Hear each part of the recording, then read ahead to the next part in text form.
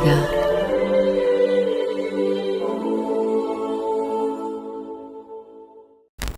Thank you for joining us on Easter Sunday.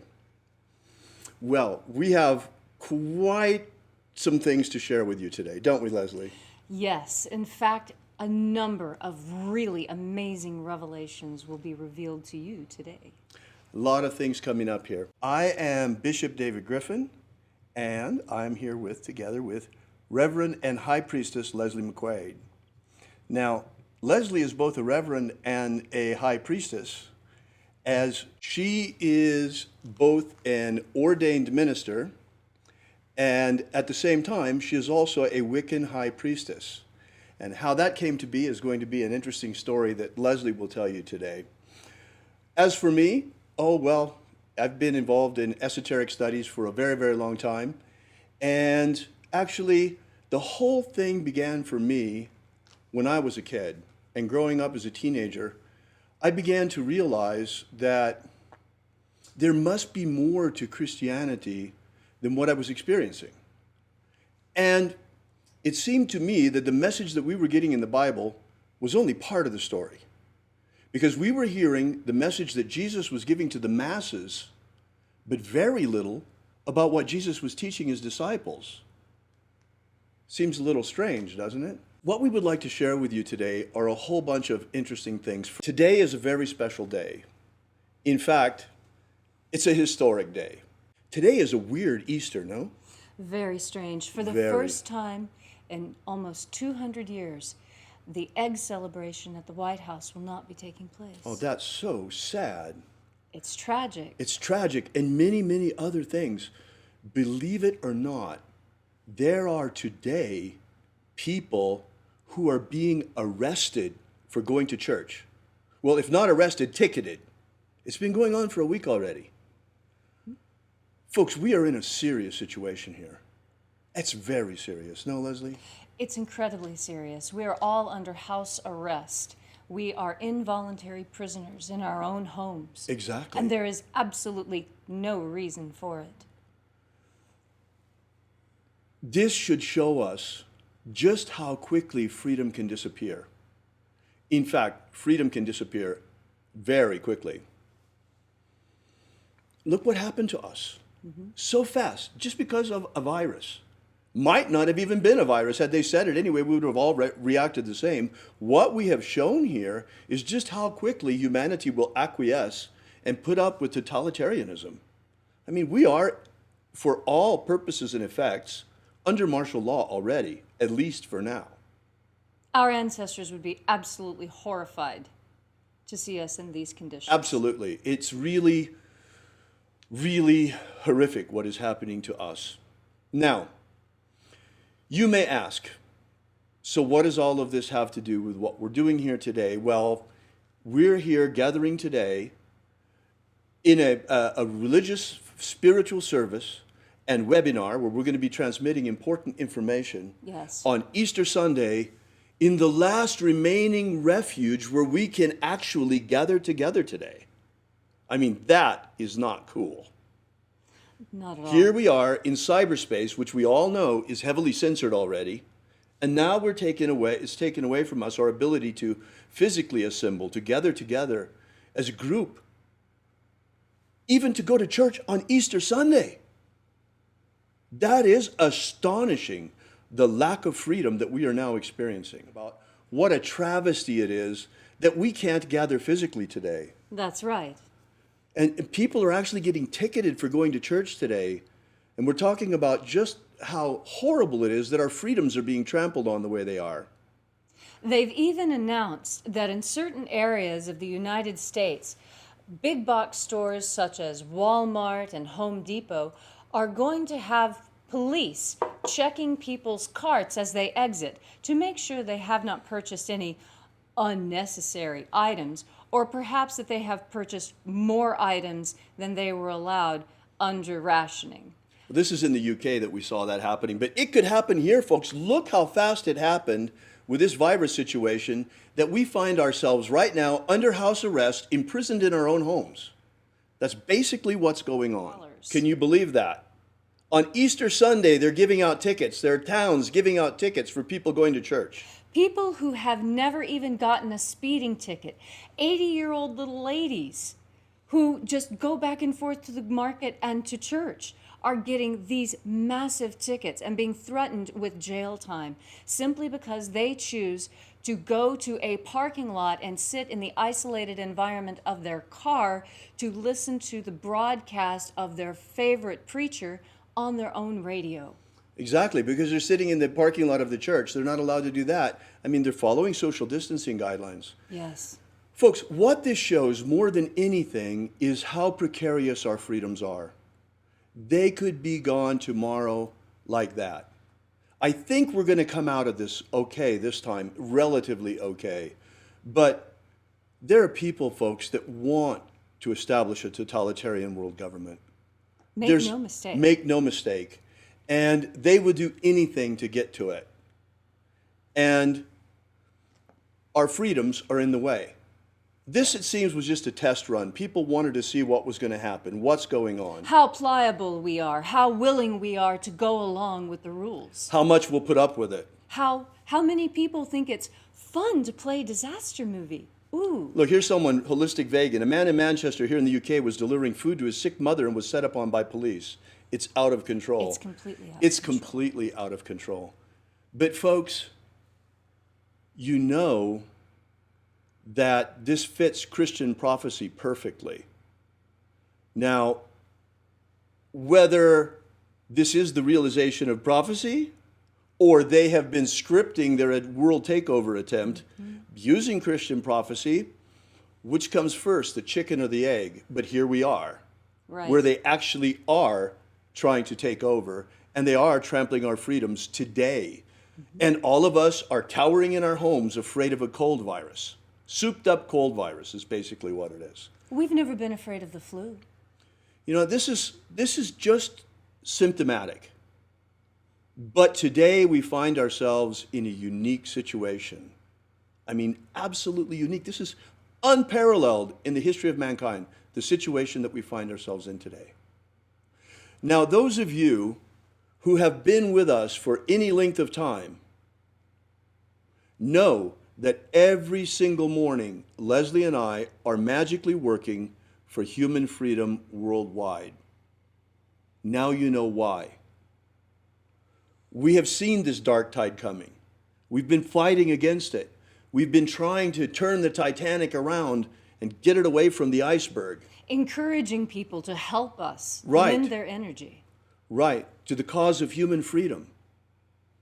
When our freedoms are so precarious, on the edge of a razor blade, and could be gone tomorrow. In fact, according to Christian prophecy, the Great Tribulation is coming. And it looks like it's upon us, folks. I mean, look around. Look around and look at what's happening. They're already experiencing the Great Tribulation in China. People are being Right. burned alive. Right. You know, there were Overdose. stories coming out of China of the crematoriums burning people who died of COVID-19 and hearing screams coming out of the crematoriums from people that were still alive. I mean, this is happening in the world today. Today. And just because you're not experiencing it face to face doesn't make it any less real or Right. any less dangerous to you personally. I mean, you saw how fast this virus got around the world, and we all got affected by it. So, here we are, folks, in this weird situation. It's absolutely bizarre. Very, very strange situation. Never heard from before in the history of mankind. The whole world is basically under house arrest. All of us. In one way or another. Half the world, but I don't want to exaggerate. Right. But pretty much. By one little virus. That was all the change that it took. Now you see how precarious it is. So now, folks, that's the reason why we chose today, Easter Sunday, to explain to you the true meaning of the rapture. The rapture, of course, we're talking about from Christian prophecy. Most Christians that think about the rapture imagine it as an event. Right. Now, how are they imagining that? If you think about it.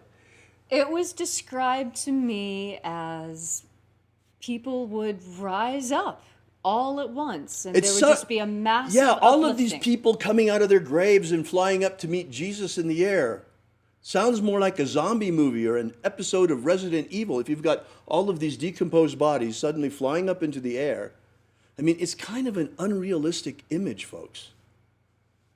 And it's all based on a couple of verses and an interpretation, one interpretation of those verses. Mm-hmm. Well, certainly, folks, the rapture is here. It's right here and right now. This is our last chance to get off this rock before the coming tribulation. And have no doubt, it is coming. Bill Gates has already invented digital tattoos to see whether or not you have the COVID-19 or whatever virus. They're coming with it, folks. They're going to try forced inoculations on the entire humanity, and they're going to put subcutaneous digital chips in our bodies that you won't be able to buy or sell without. You won't even be able to leave your home without permission. We're being chipped like wildebeest in the field. Right, we're being chipped like animals. In fact, we're being herded like animals. In fact, they're trying to cull the herd of human beings. In fact, they'd rather kill us all and replace us all with robots, or as many of us as possible. Don't kid yourselves, folks. We're in the battle of our lives. We are. We're in the battle of our lives.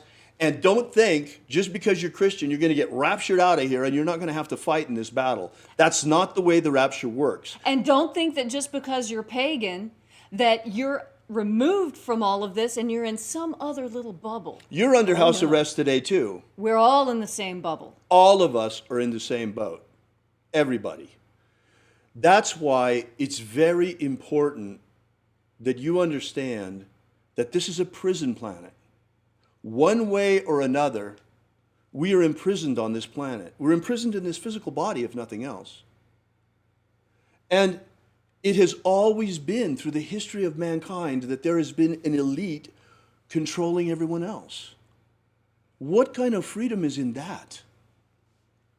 The freedom to obey. I don't choose that freedom.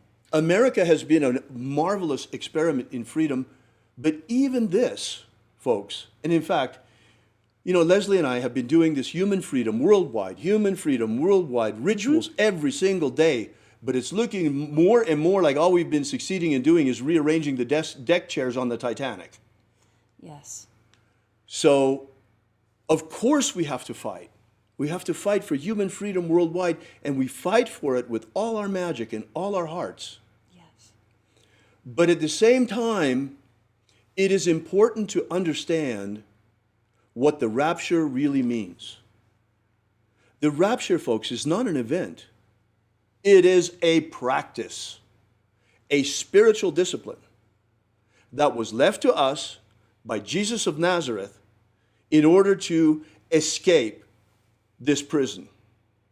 In fact, Jesus Christ successfully escaped, and he left the escape plans to us. We can get out of Alcatraz. Yes, we can. Now, well, who are the guards then? What's going on here? Who are we imprisoned by? What's happening here? Folks, if you take a look around, you will understand that this planet is invaded by demons. Entities from another dimension, from a lower dimension, that hate us. Desperately loathe us. They want us to be gone. And unfortunately, there are human beings and black magicians that are in league with them. Who, for some reason, appear to hate their fellow humanity. Well, they would rather have personal power and lord it over us. That is not going to work the way they think it is. Right. Not at all. Not at all. Not at all. So therefore, it's very important. If I had told you this any other Easter Sunday, you would say, he's nuts. And there are people for sure that are watching this right now that are saying, he's nuts. But you will see. With time, you will see. Yes. What matters is that it was never intended that we human beings should come back incarnation after lifetime after lifetime back to this planet. That was never the idea. This is a garden of souls, folks. The earth is a garden of souls. This is our kindergarten. This is our childhood. This is the first stage of life for us. Every single human being, including you, has a divine spark inside. A spark of divinity that comes from the highest dimensions, inside light. There's a luminous spark inside each and every one of us that has the potential to blossom into a mature soul, a mature energetic body, into which we can project our consciousness at the moment of death, becoming consciously immortal and transcending to the higher planes. All of the great initiatic traditions of history have talked about this, folks. Yes. So what I want to talk about a little bit are a couple of books that many people are very, very familiar with, and most have read at least one of them. Right. The Tibetan Book of the Dead and the Egyptian Book of the Dead. Right. Now, what makes these two texts so interesting? Well, first, Jesus would have probably had access to the Egyptian Book of the Dead. Right. It was in existence at the time of his life. So too, the Tibetan Book of the Dead. And there are those who think that perhaps a journey was made at some point during the missing years of Jesus, and maybe he studied in India, maybe he studied in the East. There's no definitive proof of that we've found thus yet. That being said, there are amazing synchronicities between the Tibetan Book of the Dead, the Egyptian Book of the Dead, and the process of rapture. Folks, early Christianity did not look at all like it looks today. Things have changed over time. In fact, the biggest change was the coming of the Roman Church, especially the coming of the Roman priesthood and Roman Christianity becoming the official religion of the empire. When that happened, it was just a question of years. Magic was forbidden throughout the empire. Imagine that. And in fact, they began to eliminate all trace of Jesus' magic from canon. Completely scrubbed. And people until today have been told that magic is evil. You would not believe it, folks. It is absolutely unreal. One would think that things have changed after 2,000 years. You see, back in Jesus' day, they accused him, the religious leaders of the day, the scribes, they accused him of casting out demons by the power of the prince of demons. In other words, being in league with demons himself. Jesus' answer was, a house divided against itself cannot stand. As we see in the United States today. I know. So, but the point is that nothing has really changed. Religious leaders today still condemn magic. Even the magic of Jesus, some of them, believe it or not. And there is no evil in the magic of Jesus, folks. None whatsoever. It is the most sublime magical system of the magic of light that I have ever experienced in my life. Yes, I agree. You know, I've practiced a lot of different types of magics, and the magic of light is by far the gentlest, the most effervescent, the most uplifting and life-altering magic I have ever personally practiced. And by life-changing, I mean that when you undertake a magical practice, any magical practice, in fact, anytime you decide to do something new, it's going to change you. For example, If you decide to start playing a musical instrument, you will never listen to music the same way again. You have been changed by the process of learning how to play music. Right. So too with magic. Magic changes you in very predictable, very prescribed, very planned ways. Especially the magic of light, because you're changing yourself through the contact with the angels themselves. Yes. And this contagious contact with angelic forces naturally uplifts the human spirit that is contained within our bodies. Jesus taught this as well, folks. He taught it to his disciples.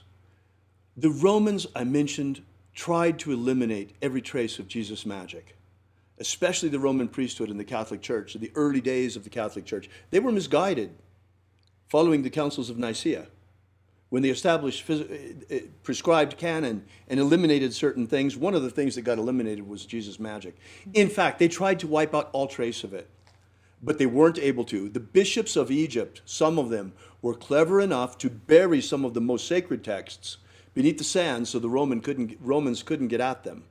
And one of these was recovered in 1769 near Thebes in Egypt, near Karnak, in fact, in a document called the Bruce Codex, which contains, in my opinion, two of the most important documents of spiritual treasure of the Western world. The first and second books of Iao. The first book of Iao and the second book of Iao. The first book of Iao contains the magic of the treasuries of light. That is what Leslie and I have been sharing with you now on a daily basis for almost 2 years now. Yes. Every single day, you opening the treasury of light, a different treasury, and working our way through the entire system. And also doing some work with scrying on our own to get to know the system thoroughly. Mm-hmm.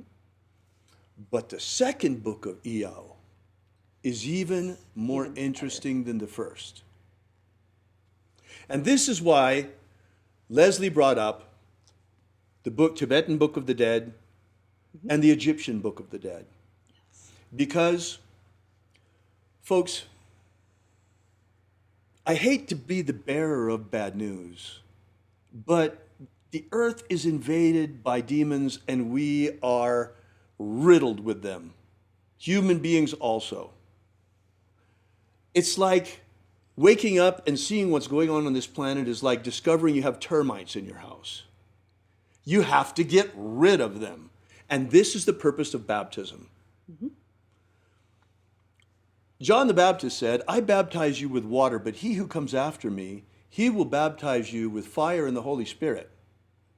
Well, he was referring to Jesus' baptisms that are contained in the second book of Iao.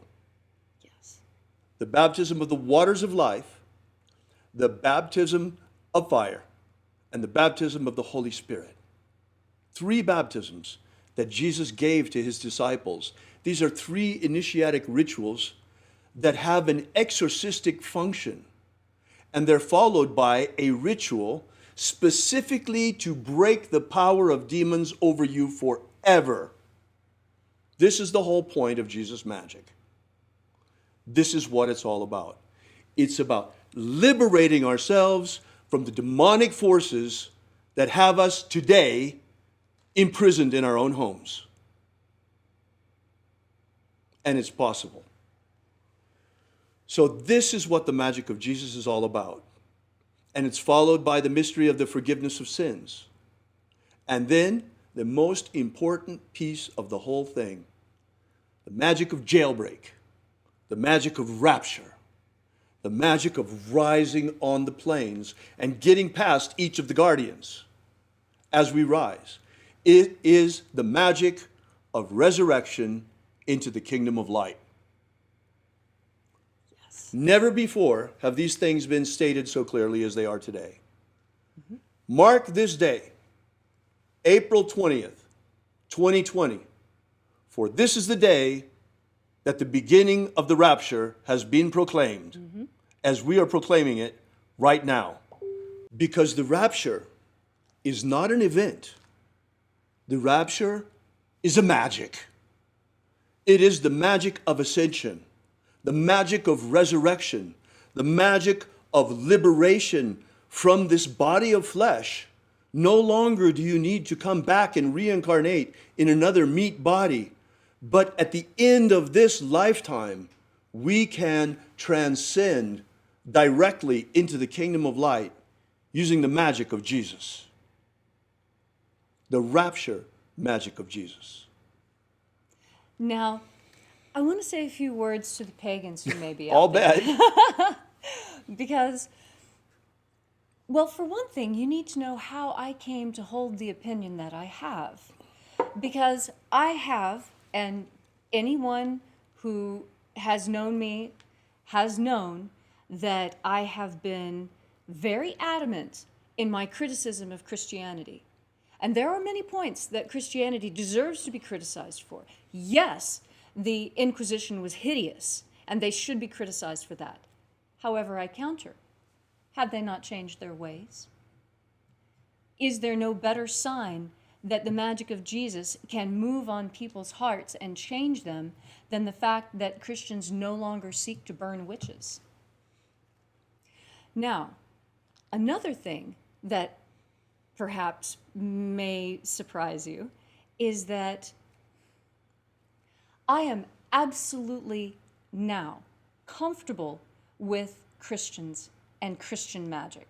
This was not always the case for me because I had some baggage, which a lot of pagans do have baggage from this. Something that is very, very difficult for pagans is to understand that if you're really going to be a polytheist, it does include Jesus and Yahweh and God and those Christian concepts. If you're going to be a real polytheist, then that means many gods. That means accepting this on an equal basis. That's not as difficult as it might sound. Now, if it is difficult, I'll tell you why it was difficult for me. I was under a mild form of demonic possession. It had to have been the case because every time I heard the name Jesus, I could feel the hackles on my neck going up, like, wah, wah. For a polytheist, that's not a very normal reaction. Not at all. And not so, if you're walking your talk. Right. So I had to step back and take a look at that. Now, why is that? Why is it that I feel such an upwelling of emotion at the mere mention of the name? Well, who else feels such an emotional upwelling and reaction when the name of Jesus is said? Have you ever seen The Exorcist? Right. Jesus was the greatest exorcist who ever lived, folks. He's the greatest magician who ever lived as well. And even the mention of his name has an exorcistic function. Imagine the power of his magic. And this is what I'm encouraging you to do. As a pagan, just very gently with yourself, if you happen to have trouble with Jesus and Bibles and Christian crosses and other things of this nature, I encourage you, just go into any mirror and look into your own eyes and say, why does the name Jesus bother me so much? And then listen and see what you hear. You will be astonished at the that's going to come flooding out of you.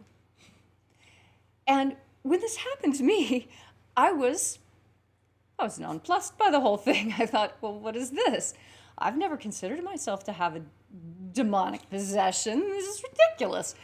I'm a perfectly nice person. I get a little wild if I've had a drink or two, but doesn't everyone?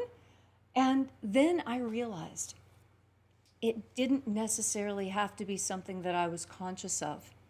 That in a world filled with demons, filled with demonic possession, where even the images of the television are demonic and torturous and painful, this could have come simply from contagion. Just like contact with the angels raises you up, contact with demons drags you down.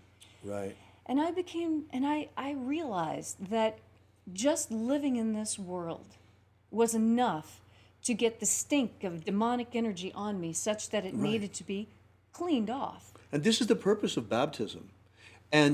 But don't kid yourself. Christian magic is not, or Jesus magic is not the only form of exorcism, by no means. No, the Tibetans have an incredibly effective form. Very wealthy. They've got the big purba that they use, and drums and horns. But all of the great initiatic traditions are concerned about banishing these demons. Also, shamanic traditions, dark shamanism that a lot of people don't want to talk about, where you use somewhat malevolent forces. That's war magic. Dark magic is, there's a war magic that can be used. But even shamans use depossession to pull out the negative entities.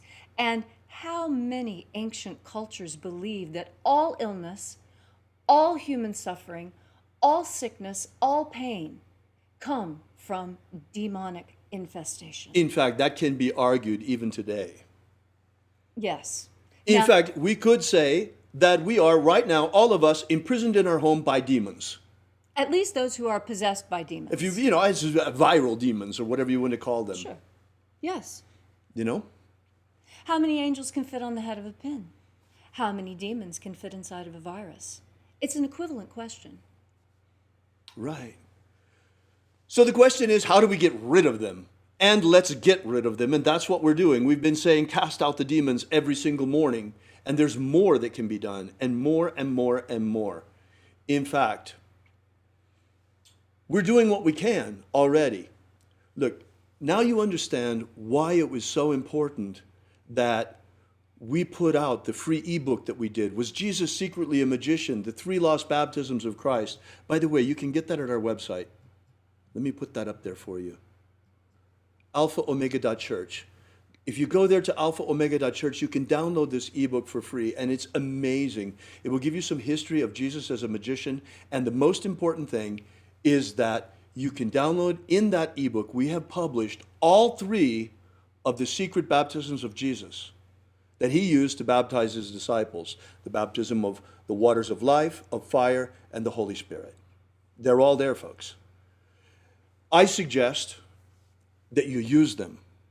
You can self-baptize with them. All the instructions are there. They're all there. It's all there. You have to adapt things a little bit, but it doesn't matter. What matters is that you do it with the intention of purifying yourself, of cleansing yourself, of eliminating these entities from you. It will work. Remember, symbols are what they represent. Right. So as you are doing these baptisms on yourself, remember the symbols. That is what's going to help the most as you cleanse yourself of these negative entities. Right. It's important that you know to do this yourself and you practice it and you see for yourself so that to empower you as you. But still, it is important that the baptisms actually be conferred, and all will come in its due time. We had planned to begin the baptisms this year on the 24th of June. On St. John's Day. But as you can see, the demons had other ideas. Now, instead, we're all imprisoned in our homes. But I promise you this, the day will come when we are free to communicate baptism on the 24th of June, on St. John's Day. And we will begin to communicate the baptisms to those who would like to have them. As John baptized in the desert, so do we. There's a reason for that. Why did John baptize in the desert? Because of the powerful sun there, the God force energy, how strong it is burning in those places at that time.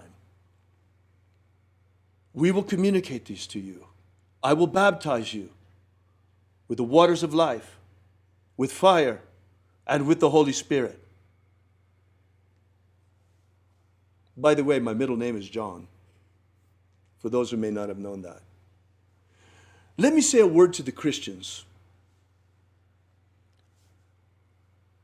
This message, the message of the rapture, is not exclusively for Christians.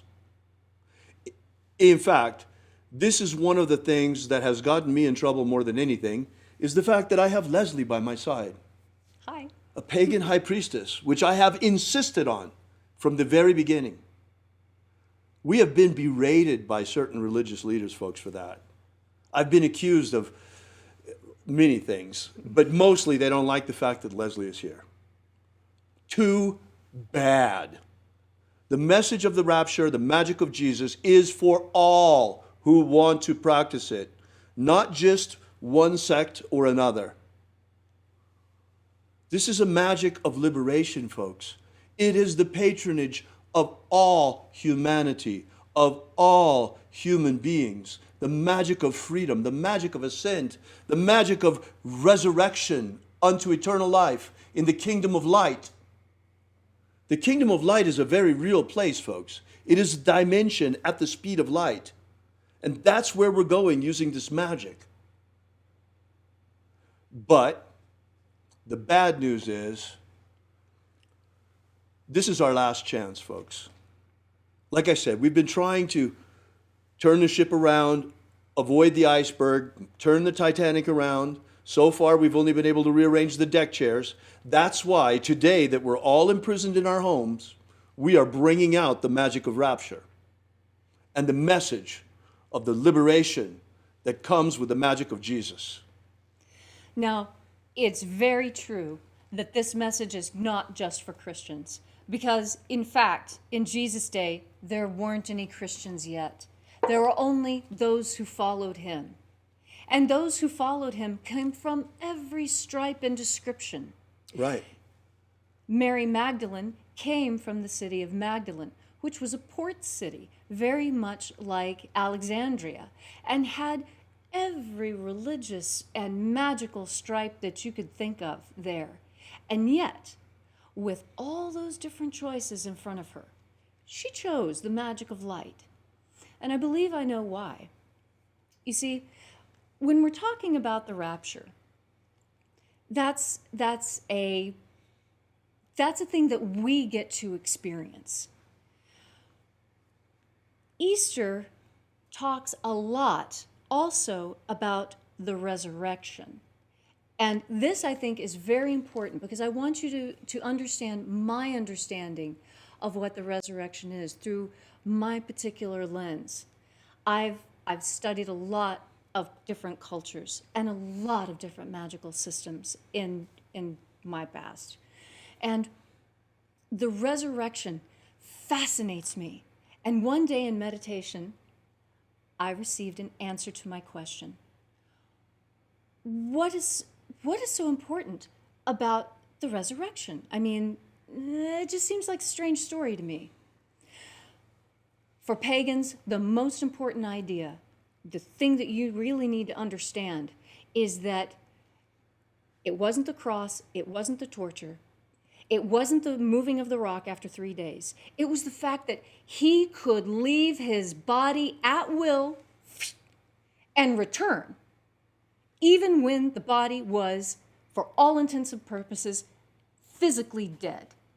No discernible heartbeat, no discernible breath, no blinking, stick a needle in his eye, he doesn't flinch.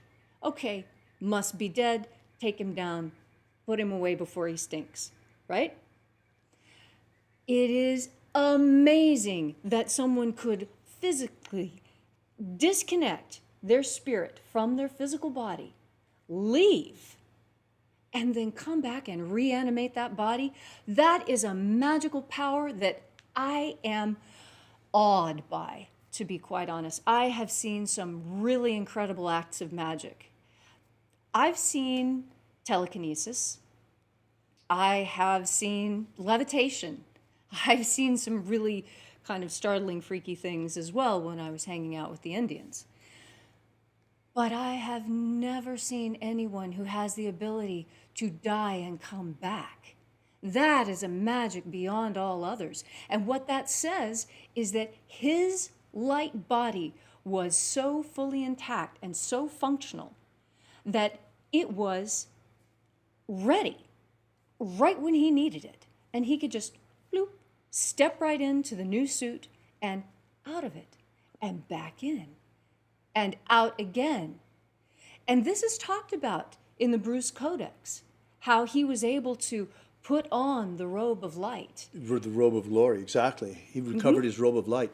You know, this story is quite amazing. And it's very important for the Christians out there to understand that Jesus' main message was not salvation. His message was abundant life, here and now. And you can have all the life you want. We call it God force energy. You just have to learn to assimilate it and shine it. This is the most important part of his message. And it's the part that Christianity today has lost, because the pastors of today, by and large, are but the blind leading the blind, as was the case in Jesus' day. In fact, many of them condemn the magic of Jesus itself, when it is the true magic of true salvation, the magic of transcendence, the magic of resurrection unto the kingdom of light, the magic of ascent into the luminous dimension inside the sun. And that's another thing, folks. Why is it that humanity still today apparently can only imagine life on other planets and not life in other dimensions? Why do we have to think that there could only be life on a planet in another solar system? Why not? Why can we not even imagine that the stars themselves are teeming with life? Life not like what we know, because it's a luminous life, not material. Right. We scrape together our pennies and send it to the government so that they can build these fabulous machines that carry them places to grab little samples of water and look and see, are there protozoa? Is there life? And all you need to do is open yourself up to the possibilities of life inside of stars, life inside of dimensions, multiple layers of life living on life in an amazing interconnected four-dimensional web, 5 dimensions. In fact, mathematicians have already proved that we live in a universe that is constructed on a structure of 11 dimensions. Wow. We have access to only 3, and peripherally of a 4th one. So why do we think we know what life is? Why do we think we know where it can be found? Those who practiced in the past ancient magics, in fact, had more knowledge of life in other dimensions than we have. Although that is changing. There's a very startling development. There are those who are experimenting with going into other dimensions through the use of hallucinogenic drugs and electrical wires. The problem with that is you don't have any roadmap, and you're just being dragged off to who knows what, and they run smack into these demonic clockwork elves. A lower dimension, because Right. the drugs are pulling them down. Right. Folks, all you really have to do is open yourself to the angels. They will come. And it's really wonderful when you're using the magic of light of Jesus, because the magic of the treasuries of light is astonishing in terms of contacting the angels. And once you contact them, the contagious contact with them, because they are reaching down to you from the kingdom of light, from the universe of light, from the luminous dimension inside the sun, and contact with them changes your energetic body, your nature, so that you become more luminous yourself. This is what the magic of light is all about, in all of its forms. Yes. By the way, something occurred to me when you were talking before, Leslie. Yes. You know, you're right. Yeah, okay, I get some grief because of the fact that I insist on including you. Oh, but you don't know how much grief I get for including him. I know it goes both ways. Hey, well, we're in good company, because guess what? Jesus got the same grief in his day for including Mary Magdalene. And she, I'm sure, got the same grief for hanging around with him. And she was one of his closest, if not the closest, disciple. And just for the record, no, she wasn't a prostitute. She was a free woman, unmarried. Right. And because she was a free woman, unmarried, in a time when most women her age already were married, that is why in the 1300s, preachers started describing her as a harlot, because in the 1300s, remember, now we're getting back into the Inquisition, now we have to Right. stamp down free women. Right. This is when she adopted that, when that moniker was given to her as part of the Inquisition. It was not even part of the ancient Council of Nicaea. Well, you'll be happy to know that in the first and second book of Iao, when Jesus is talking to his disciples, in fact, some of the most important interactions are with Mary Magdalene, who was one of the disciples. In fact, he called her his best disciple because she was able to grasp his message better than anyone else he taught. Right. Right.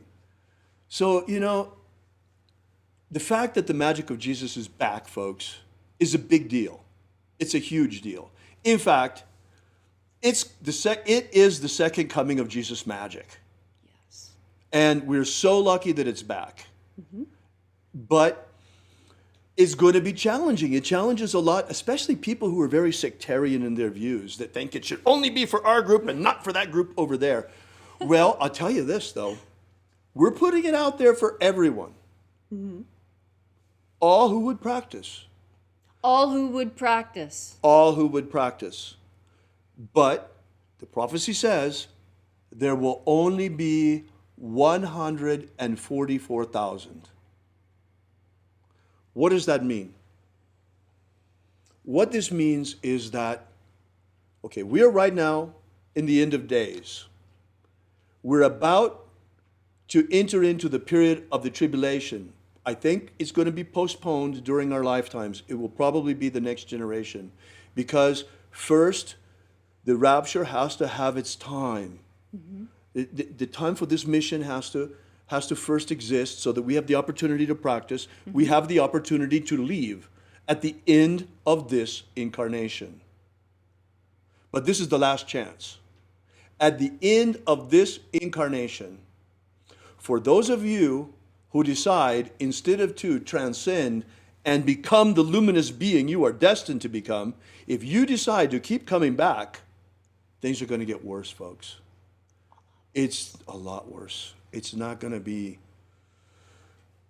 It's going to make the lifestyle of Upper Paleolithic mammoth hunters look like a picnic, okay? Just so you know, it's really going to be incredibly uncomfortable. Well, they certainly don't want us to have a lot of freedom. And maybe we can push this off for a while so that we have enough freedom in order to practice and to spread this message, and that you have the opportunity to practice, and that you also have the opportunity at the end of this lifetime. And that's very important. We are not advocates of suicide. No. We are advocates of proper preparation for death. And that's what is important.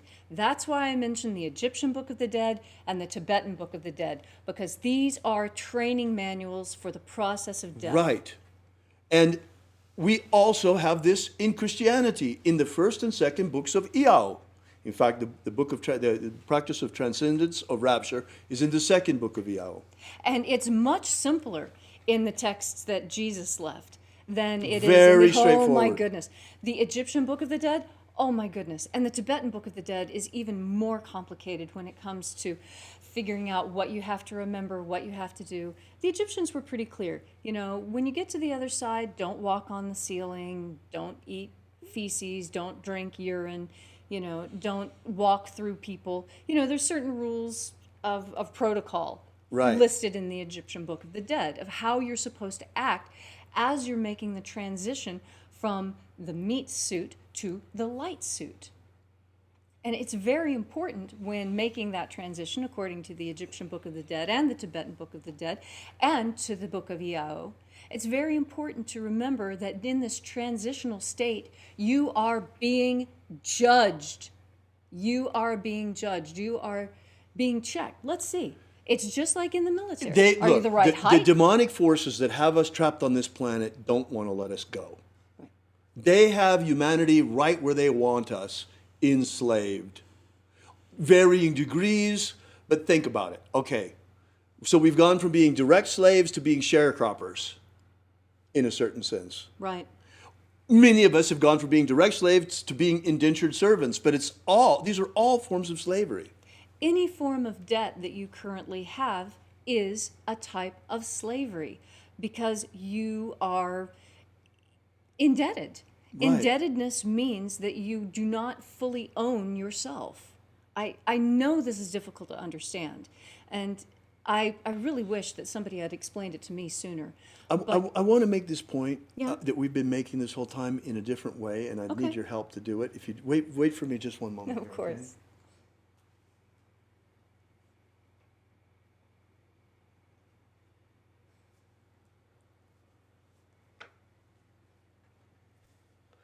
I think you've seen this before. Join me up here where they can see it too. Okay. There we go. I think you've seen this before. Every morning for the last more than 2 years, we've been out there with a staff like this one, if not this staff, saying, set my people free. Yes. Set our people free. Set our people free. Well, today, for the first time, the meaning of this becomes clear. This is very much like the staff of Moses. And in fact, this period of the rapture is very much like the Exodus. It is time, folks. At the end of this lifetime, it is time for us to leave this planet forever. The time has come for us to leave the land of Egypt and to enter into the promised land. This is a symbol, folks. The land of Egypt is this planet Earth, and the promised land we speak of is the luminous dimension inside the sun. We are luminous creatures, and the time has come for us to go home.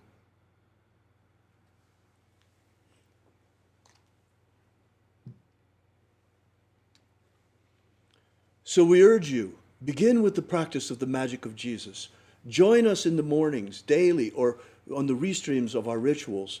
Vibrate the names of the angels with us. They will help you. They will guide you. They will help you to assimilate more God force day by day, day by day. Practice the baptisms. Yes. Practice the baptisms. Baptize yourself. Purify yourself with the intention of raising your consciousness and purging yourself of negativity and demonic entities and influence. And really do try it. Go to the mirror. Ask yourself if you have trouble saying the name of Jesus with a smile on your face. Find out why. You may discover that, like me, you have a contagious demonic infestation that needs to be removed in order for you to become more luminous. Right, exactly. And that's the point. I haven't done this because I want to be a Christian. Now, if you really have a huge problem with Jesus, use another kind of magic. I mean, use another kind of magic if you have to, shamanic magic or whatever it is. Yes. But depossess yourself. Yes. This is very important. It's not that difficult to do. In some cases it might be. You might need some help from someone. There's plenty of people out there who are willing to help with this. Right, You can lay hands on yourself. right. You can self-exercise so that no one needs to know what's going on. It's just you, yourself, your eyes, your mirror, your sovereign will, and your full intention to be the most light, most luminous creature you possibly can. And to the magicians out there, remember this. Symbols are what they represent. What is happening also today is that the magic of exorcism is becoming more important than ever before. Let me give you an example. I believe, well, it's very possible. Right now it's impossible to know because they won't test you unless you have such severe symptoms that you almost need to be hospitalized. But I believe that I caught COVID-19. Leslie was here, she saw it. Mm-hmm. But the thing is that even when I catch a flu, it's always so mild that, it's because I have such a strong solar body. And when I caught this, immediately, I took it much more seriously than anything else. Mm-hmm. Leslie remembers, I stopped everything else I was doing for 2 days. Increased my supplements up to 100 milligrams of zinc every day, 4 times a day, 1,500 milligrams of time-released vitamin C, increased my dosage of vitamin D3, vitamin A, all of the things that I could think of to strengthen my immune system that I had here on hand. And at the same time, I used magic of my own concoction, combined with a very ancient magical tradition, and simple scientific fact, that the Indians used, the Native Americans, with their sweat lodge. So what I did is, from the very moment that I could feel something coming, you can tell, a little bit feverish, a little bit extra mucus, little tingle in the nose, I upped the supplements, and I began to dedicate my time to taking one sweat bath after another, to sweat out as much as the virus as I possibly could, and ritualizing that bath, sweating out demons, banishing all demonic influences from me through my sweat as I was sweating out virus. And guess what? Within 24 hours, I was healed. And within 48 hours, there was no trace of it left. I continued the baths for an extra day. I believe that I have vanquished the demons of this virus from myself with only 2 days' effort.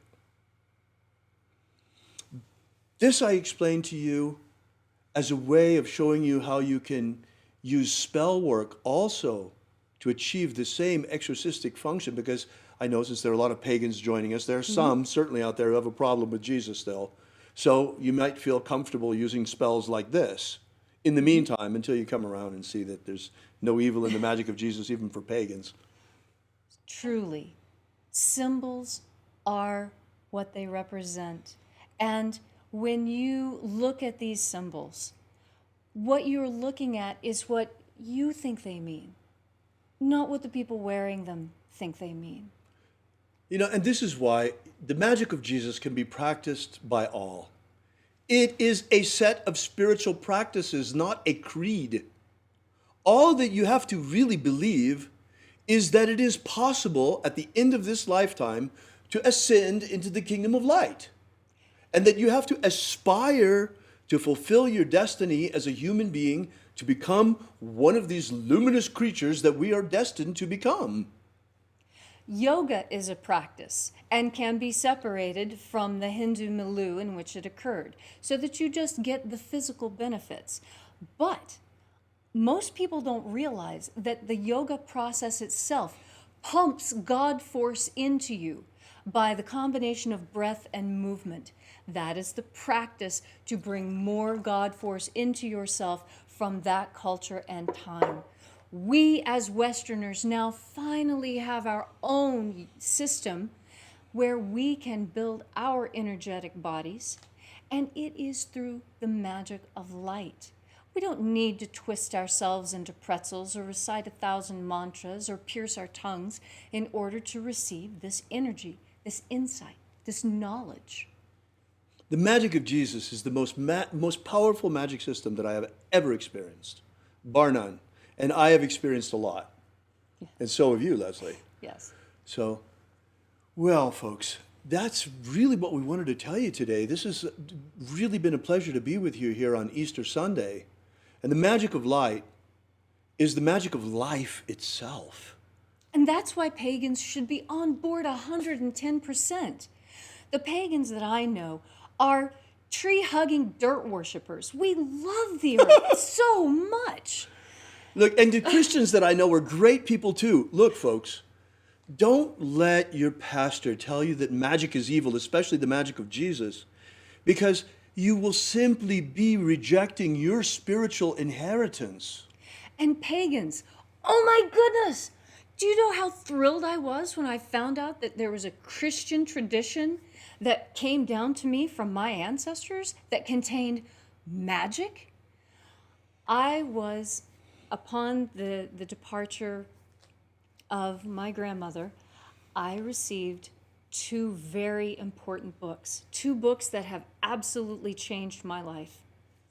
One was Bernard McQuade's Preacher's Handbook. Oh, wow. My great-grandfather on my father's side was an Episcopalian minister. He lived in Monroe County, right near the border of Monroe County and Greenbrier County, on a creek, in a white 2-story house with 6 bedrooms, all of them full of kids and hound dogs. And the other book that was left was the one from my grandmother. She had converted to Catholicism, and I had what had been given to her by her priest, a very old copy of the Order of the Mass. Wow. I have the consecration of bishops, how to perform a Catholic exorcism, the way the Catholic Mass is structured. It's in Latin, it's in English, side by side. And as I started going through it, and going through the other one, I realized, oh my goodness, these are books of shadows. These are spell books. And I went through and I started working some of the spells. And the magic that is contained there is every bit as powerful as anything I learned from Manny Two Feathers. It is strong magic, and it's our birthright. Most pagans that I know are converts. They were raised in a Christian house and they decided that Christianity wasn't for them, so they adopted a new faith. Well, I am here to tell you that it is time for you to take a look at that which you left behind, because Don't throw the baby out with the bathwater, folks. I think you missed some really good stuff. Now, do not listen to the preachers of the past. You know, religious zealotry is really a problem. Yes, I mean, it is. whether it's Islamic religious zealots or Christian religious zealots or pagan religious zealots. Or atheist all of zealots. these people that want to create these little boxes and exclude Right. everybody else. Well, look, folks, here we have got a magic of transcendence. We've got something of great value, of huge value, that is the patrimony of all mankind, and we can all use it to not have to come back to this dirt ball after we die. But this time, we go to the kingdom of light. We transcend. We're ready. We know how to escape. We know how to get past the barriers. Yes. That's the magic of rapture. That's what it's all about.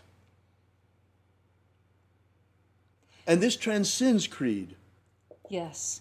That's the message. This is why you have a Christian bishop here standing next to a pagan high priestess, well, who is also a neo-Christian reverend.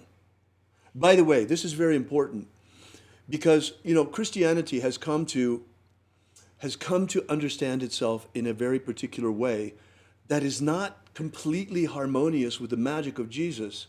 And in fact, there are whole schools or aspects of Christianity that will certainly reject the magic of Jesus. But I've been a practicing neo-pagan for 30 years. I've practiced neo-shamanism. And when I looked at this system, Right, I couldn't see it as the Christianity that I remembered from my childhood. right. I could see vestiges of it. This is why we call it neo-Christianity. This is neo-Christian magic, folks. The magic of Jesus is neo-Christian. It's available to all. And I am perfectly comfortable with calling myself a neo-Christian, because what it means is that I have found the message of Jesus, the master magician, in a new way. Indeed. Indeed you have, Leslie. And both of us are really astonished by its power and its beauty and its glory, and we're so honored to be able to share these things with you and to play a role for humanity in bringing these things out. You know, neither one of us have any children left. Leslie chose not to have children, and then I lost my only son. Well, he was our son by that point. And after that, both of us, we don't really have any skin in the game here, folks. But still, nonetheless, we're out there every morning. Human freedom worldwide. Human freedom is trying to stop the Titanic from hitting that iceberg. Well, now we see that it's time not just to keep trying that, which we will every day. We're not changing that. Oh, yes, we're going to keep But at it's it. also time to man the lifeboats. Yes. And here they are, folks. Here's the magic of Jesus. Here are the lifeboats. We got to get out of here. At the end of this incarnation, this is the last chance. This is it. Prophecy says there will be 144,000 ripe souls ready to ascend, ready to resurrect. The 144,000 elect. Folks, are you one of them? That's your choice. Yes. If you want to be one of them, then practice the magic of Jesus, and we will leave together. Remember? We will make this journey together. This journey to the promised land, to the kingdom of light. We will ascend and we shall be victorious. But we choose in Neo-Christianity for our organization, we choose not the symbol of the cross to represent us, because the symbol of the cross is a symbol of death. And we don't worship a dying Savior. Rather, we practice his living magic. And therefore, we choose the symbol that Jesus chose himself. For he said, I am the Alpha and the Omega. Yes. Thank you so much for coming out. May God bless one and all this Easter Sunday. May God bless you. May we be delivered from this imprisonment very quickly in our homes. It is time to cast these demons out, reopen our economies. Before we go, I ask that you join us for a moment in prayer. Oh Lord, help us on this path. Help us to transcend at the end of this lifetime. Help us to bring out this magic, that it may become a shining beacon of light for all to see. Thank you so much for coming out. We ask these things and thank him in the name of Jesus of Nazareth. Amen. So mote it be. Thanks for joining us, folks. Welcome to join us on the Exodus, because the hour of the rapture is at hand.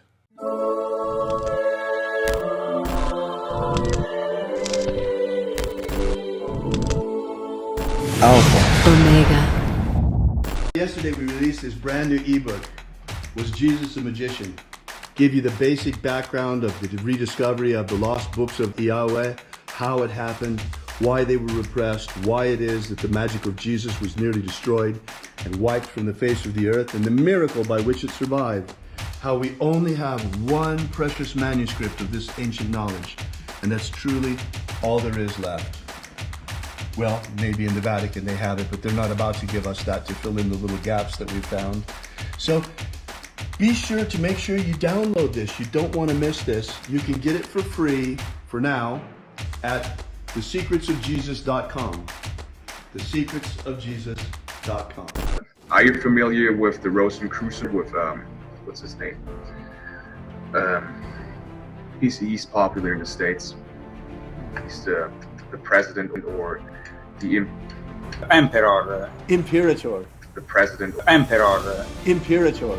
From the Golden Dawn. What's his name? Oh. David Griffin holds this position as Emperor. Imperator. David Griffin. David Griffin. David Griffin. David Griffin. David Griffin. Have David Griffin. I saw an email yesterday that he sent out about, there's a magical war going on. The Mage War. Demons of the infernal realm. All of them. There is really a magical war going on. The Mage War. There is a guy called David Griffin who is heading all these magicians. David Griffin is S.L. McGregor Mather's present successor. David Griffin. David Griffin. David Griffin. David Griffin. I'm Golden Dawn Imperator David Griffin. David Griffin. David Griffin. David Griffin. David Griffin. Now David Griffin. There's a magical war going on. So there is really a magical war going on. Alpha Omega.